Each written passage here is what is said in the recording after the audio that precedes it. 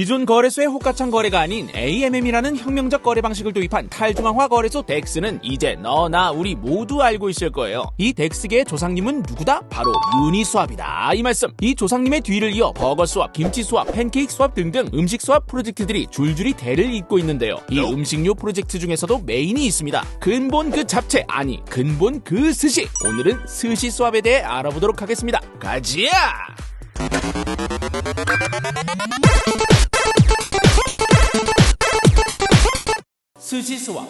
스시스왑은 레리 서막의 아이디어에서 출발한 프로젝트입니다. AMM이라는 혁명적인 방식을 사용한 첫 덱스 유니스왑의 등장 때만 해도 단순히 거래 수수료의 0.3% 정도를 LP 제공자들에게 나눠주는 구조였지 자체 거버넌스 코인을 내겠다거나 하는 언급이 없었는데요. 그때 유동성 공급자들은 유니스왑의 초기 핵심 기여자들이건만 단순 수수료만 받는 건 억울하지 않겠냐며 들고 일어난 사람이 있습니다. 제공자들이 없으면 유니스왑은 아무것도 아닌데 초기 LP 제공자들에게 합당한 보상, 즉 거버넌스 토큰을 받을 수 있도록 해야 하지 않겠냐. 그리고 이 거버넌스 토큰 소유자들에게 플랫폼에서 발생하는 수수료도 나눠주면 어떻겠냐는 아이디어를 제시한 거였죠. 그게 바로 레리입니다. 이에 셰프놈이라는 익명의 개발자가 이 아이디어 좀 괜찮은데 하고 코드를 뚝딱뚝딱 작성해 나가기 시작했고 그 결과 20년 8월 7일에 오늘날의 스시스왑이 태어났다. 이 말씀. 스시스왑은 덱스의 메인 토큰인 스시를 발행해 LP 공급자들에게 스시를 나눠줬습니다. 뿐만 아니라 플랫폼 수수료의 일부를 이 스시 토큰을 스테이킹한 유저들에게 분배해주고 마치 주식의 의결권 역할을 하는 거버넌스 기능도 스시에 추가해서 스시 토큰을 마구마구 나눠주기 시작했습니다. 기존의 유니스왑에서 작고 귀여운 수수료만 받고 있던 LP 제공자들은 마다할 이유가 없었겠죠? 돈을 더 주겠다는데 누가 싫어하겠습니까? 이에 너도 나도 스시스왑에 LP를 예치하기 시작했고 그 결과는 그야말로 대박!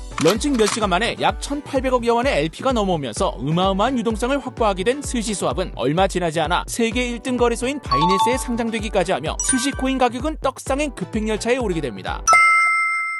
이렇게 꽃길만 걷던 스시스왑에 가쁜 찬물을 끼얹는 사건이 발생하게 됩니다. 누구인가? 누가 스시스왑에 찬물을 뿌렸어? 놀랍게도 그것은 창시자인 셰프놈이었습니다. 그는 개발자 몫으로 할당된 본인의 스시코인을 모두 팔아버리는 그야말로 어이없는 행동을 해버린 것인데요. 당연히 스시스왑 홀더들은 핵심 설립자가 자신이 만든 자신의 코인을 매도하는 걸 보며 이 프로젝트에는 미래가 없구나 생각하며 너도 나도 토큰을 투매하게 됩니다. 셰프가 가게를 팔아버렸으니 손님들도 다른 가게를 찾아 떠나는 것처럼 말이죠. 그런데 이때 떡상에서 나락행으로 열차를 갈아탄 스시스왑에게 기적처럼 구원투수가 등장합니다. 그의 이름하야 샘 뱅프먼 프리드, 우리에겐 뽀글이로 더 익숙한 FTX의 수장인데요. 샘은 트위터를 통해 셰프노미에게 킥S라며 강도 높은 비난을 퍼부었고 많은 홀더들이 이에 동조하며 셰프노미를 비난하기 시작합니다. 결국 셰프노미는 압박을 이기지 못하고 스시스왑 프로젝트에 대한 모든 권한을 샘에게 양도하며 스시스왑에서 떠나게 됩니다. 얼결에 운영 권한을 얻게 된 샘은 다 죽어가는 스시스왑을 살리기 위해 인공호흡을 하며 열심히 노력합니다. 여러 홀더들의 의견이 일치할 경우에만 프로젝트를 컨트롤할 수 있는 멀티시그 월렛 업데이트, 기존 LP 보상에 대한 얼리 마이그레이션 등 깊게 다루자면 밤도 셀 수 있으니 넘어가겠지만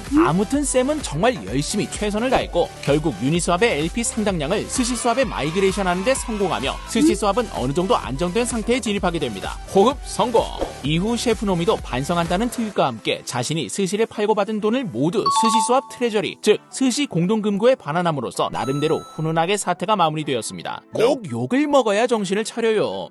우리의 뽀글이 샘도 이 스시스왑의 안정화를 기점으로 자신의 능력을 인정받고 영향력을 한층 더 끌어올리게 되었더랍니다. 이렇듯 당시의 스시스왑은 바로 바이낸스에 입상할 만큼 파급력도 엄청났고 투자자들에게 수익도 낭낭하게 안겨주었습니다. 유니스왑이 위기의식을 느낀 나머지 그동안 입국 탓했던 거버넌스 코인인 유니를 발행하겠다며 나설 정도였으니 말이죠. 어떻게 보면 현재 수많은 덱스 토큰 보상 모델의 조상, 개척자가 바로 스시스왑이라고 해도 무방하다는 겁니다.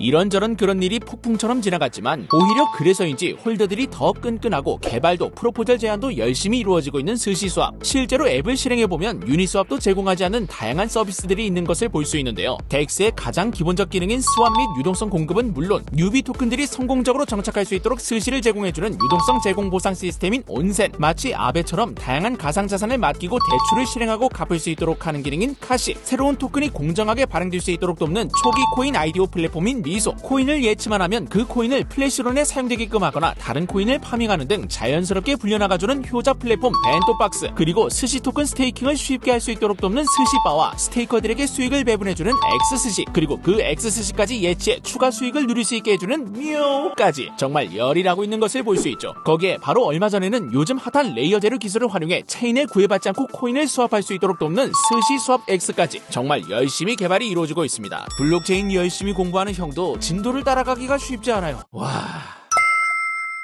점유율을 늘려가며 어느 정도 안정기에 접어든 스시 수합이지만 조금 우려되는 부분도 있습니다. 요즘 SEC에서 증권형 토큰 잡아서 혼내주겠다면 난리도 아닌 거 아실 거예요. 코인을 보유함으로써 수익을 분배하는 프로토콜은 사실상 증권으로 분류될 가능성이 높은데 거기에 KYC도 사실상 이루어지지 않은 이런 탈중한 코인들에 대해 정부가 언제 회초리를 들지 모르는 상황이거든요. 최근에 오키다오를 CFTC가 제재하며 걱정은 눈덩이처럼 불어나고 있죠. 이런 일을 대비하기 위해 스시 수합은 거버넌스 제한으로 조직을 열심히 재정비하고 있습니다. 그 결과 얼마 전 새로운 리더 마스터 CF로 거래소 비트파이네온의 전 사장이자 온스 파이낸스 설립자이기도 한 제러드 그레이를 선출합니다. 하지만 트위터의 한 유저가 그는 예전에 RQ라는 웹지갑을 출시한 후 고객의 자산 70%를 갈취한 전적이 있고 비트파이네온 거래소 상장비 관련해서도 과도하게 많이 받아먹는 등 이런저런 좋지 않은 구설과 많이 얽혀있다며 폭로한 데다 추가 폭로가 이어지며 스시 커뮤니티는 그야말로 대혼돈의 코인버스가 된 상황입니다. 아직까지 팩트인지는 확인되지는 않았지만 궁금과 불안이 몰려오는 건 어쩔 수 없는 일이겠죠.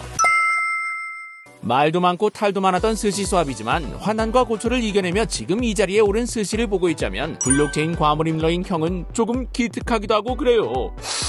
특히 쉼없이 새로운 아이템을 발행하고 있는 걸 보면 어쨌거나 저쨌거나 일은 참 잘 돌아가는 프로젝트다 싶은 그런 느낌적인 느낌, 감동적인 감동도 듭니다. 조심스럽기는 하지만 형은 덱스포크 중에 아마도 스시를 뛰어넘는 덱은 또 나오기 힘들지 않을까 하는 생각도 해보곤 합니다. 수익을 직접적으로 배분해주는 모델의 대표주자이자 거의 모든 거래소에서 활발하게 거래되고 있는 매력적인 프로젝트 스시 수합. 오늘 저녁은 스시 오마카세에서 시원하게 한번 플렉스 해야겠네요. 오늘 영상은 이것으로 마칩니다. 시청해주셔서 아리가또 고자이마스 한 심정입니다. 그럼 오늘도 한번 외쳐봅니다. 스시 수합 가지야!